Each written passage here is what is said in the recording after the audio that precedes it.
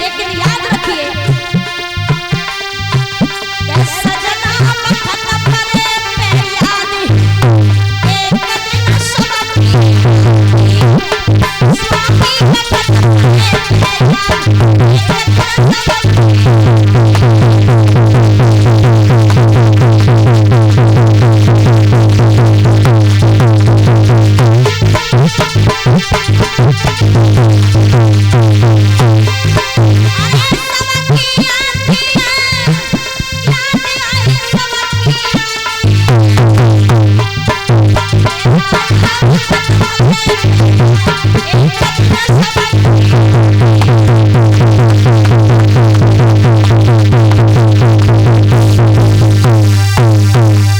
रानी कहने लगी महाराज मुझे किसी चीज की कोई चिंता नहीं है और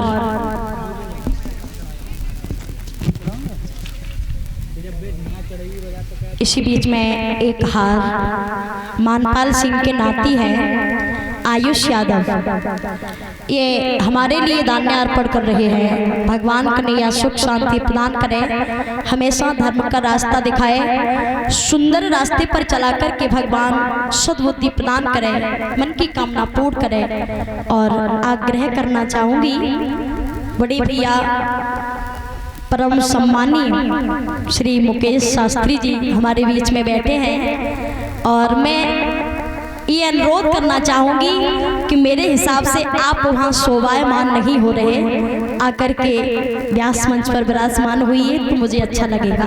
बहुत सुंदर, बहुत ही अच्छे विचार हैं भैया के। और देखिए हमें तो वही लोग पसंद करते हैं जो हम जैसे होते हैं। बहुत अच्छे विचार हैं, शुद्ध हैं, बहुत बढ़िया है। मैंने फेस टू फेस तो अभी देखा है आपको, लेकिन मोबाइल पे सुना है, बहुत बढ़िया है, बहुत अच्छा। तो बड़े भाव के साथ में रानी पवन रेखा ने अपने प्राण प्यारे पिया से कहा महाराज मेरी कोई संतान नहीं है, मुझे किसी चीज की कोई आवश्यकता नहीं है, लेकिन समाज में अगर मैं जाती हूँ तो लोग एक बेटा बेटी के बिना मुझको जलील सा कर देते हैं। मुझे ऐसा लगता है कि मैं इतनी अभागिनी हूँ जो कि मैंने किसी बेटा बेटी को जन्म नहीं दिया, मेरी कोख सूनी है, मुझे बहुत बड़ी चिंता है, मैं क्या करूँ मेरी समझ में नहीं आ रहा। रानी महाराज उग्रसेन से जब इतनी बातें कहती है, आंखों से धड़क रहे हैं, साड़ी का पल्ला भीग गया है, एक बेटा बेटी के बिना सब कुछ सूना है, धन दौलत माल खजाना सब कुछ मिथ्या लग रहा है। अब तो रानी ने जैसे ही महाराज उग्रसेन की तरफ निहारा, राजा की आंखों से भी आंसू टप टप टपक रहे हैं। महाराज उग्रसेन ने समझाया रानी संसार है, संसार में आने के बाद मन में जो विकार जो कामनाएं होती हैं कभी जीव पूर्ण नहीं कर पाता है। पार ब्रह्म परमात्मा की जब निगाह होती है तभी हमको हर चीज की पूर्ति प्रभु कराता है। चिंता न करो, कोई बात नहीं, आज नहीं कल कुछ दिन बाद भगवान की निगाह हमारे ऊपर आएगी और हमको एक पुत्र या पुत्री जरूर मिलेगा, आप चिंता न कीजिए। भाइयों धैर्य धारणा करा दी, धैर्य धारण कराने के बाद महाराज उग्रसेन वहां से कचहरी के लिए चले गए। रानी पवन रेखा का रूप विकराल सा हो गया है, रोते रोते केश बिखर गए हैं, आंखों से आंसू चल रहे हैं, साड़ी का पल्ला आंखों के आंसुओं से भीग गया। अब तो रानी उदास बैठी आंगन में, न कुछ खा रही है न पी रही है। प्रभु मैंने कौन सा ऐसा कर्म किया है जो कि तुम मुझको ऐसी सजा दे रहे हो। जैसे ही रानी इतनी बातें अपने मन में अपने हृदय में विचार रही थी, तब तक रानी की कुछ सहेलियां आ गईं और साथ की सहेलियों ने आकर के घेर लिया और जवाब दिया, है बहना पवन रेखा, अरे हम ये क्या देख रहे हैं, तुम्हारा ये रूप विकराल कैसे हो गया और तुम्हारी आंखों में आंसू, ये मैं क्या देख रही हूँ। 4-5 सहेलियों ने आकर के घेर लिया। पवन रेखा ने जैसे ही निगाह उठा करके ऊपर से देखा, साथ की सहेलियों ने उठा करके हृदय से लगा लिया, बहना कोई बात नहीं, बताइए क्या बात है, तुम्हारी आंखों में आंसू कैसे हैं? रानी पवन रेखा ने जवाब दिया, रानी क्या बताऊं, मेरी समझ में कुछ नहीं आता। सहेलियां समझ गई, उनके करुण भरे शब्द सुनकर के एक पुत्र पुत्री के लिए व्याकुल है।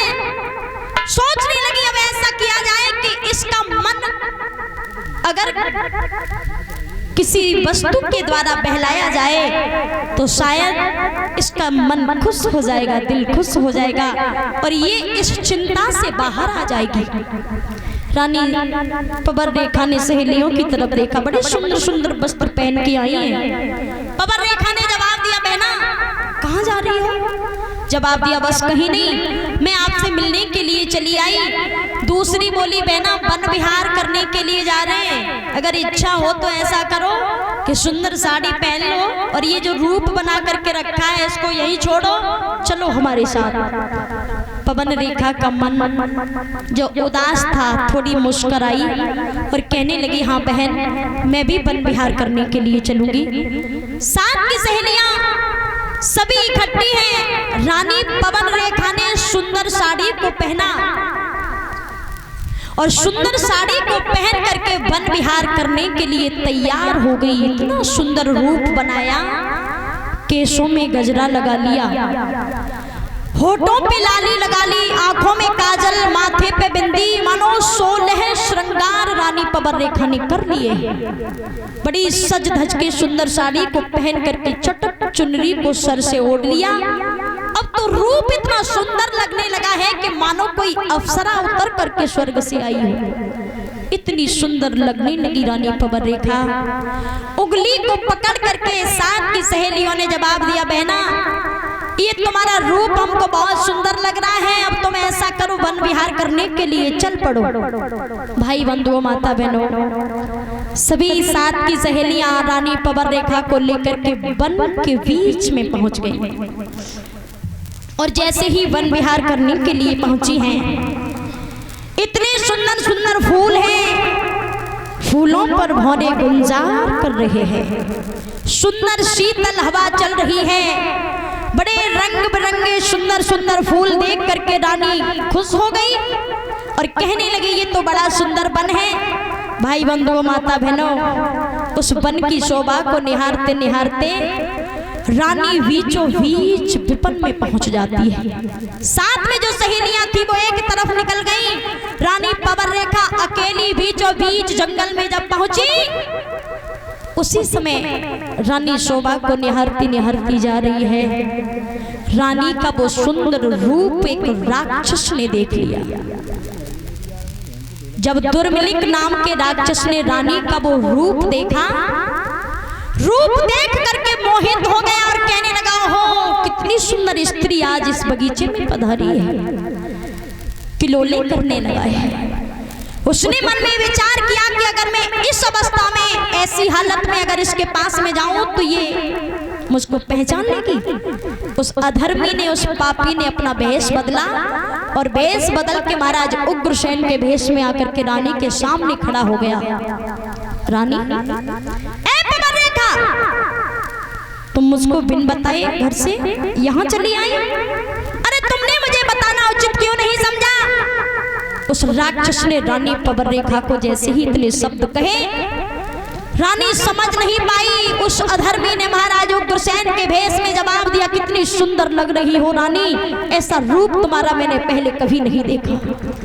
पास में पहुंचा और पास में पहुंच करके रानी का आज उस राक्षस ने सतीत्व उतार लिया और जैसे ही सतीत्व उतारा, पतिव्रत धर्म नष्ट कर दिया उस अधर्मी पापी ने। रानी पवन रेखा ने जैसे ही देखा, वो रूप, वो केस जो गजरों के बीच में फंसे हुए थे वो बिखर गए, होठों पर जो सुंदर लाली चमक दे रही थी वो उजड़ गई, सारा श्रृंगार उजाड़ दिया है। वो राक्षस अपने भेष में आकर के जोर जोर से हंसने लगा, हो रानी तुम? और जैसे ही रानी पवन रेखा ने राक्षस को देखा, जवाब दिया, धर्मी मैं नहीं समझती थी कि तू मेरे साथ में छल कर देगा। और बोली है,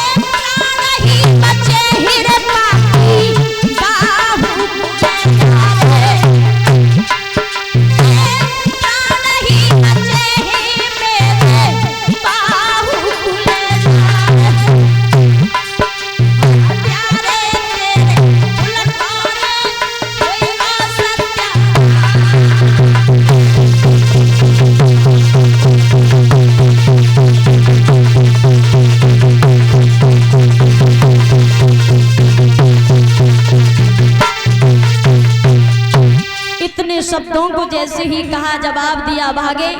मैं अगर समझ लेती कि तू मेरे पति के भेष में राक्षस है तो मैं तुझको एक पल में जला करके राख कर देती, लेकिन मैं समझ नहीं पाई, तूने भेष बदल करके मेरे साथ में छल कर दिया।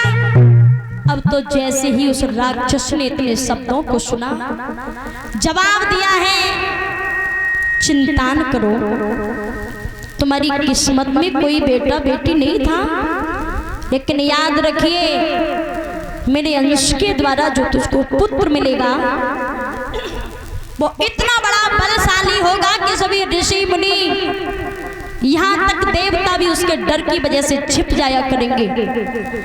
इस दुनिया में, संसार में उसको मारने वाला कोई ऐसा वीर योद्धा नहीं होगा, परमात्मा के सिवा उसको कोई मार नहीं सकेगा। चिंता न करो रानी।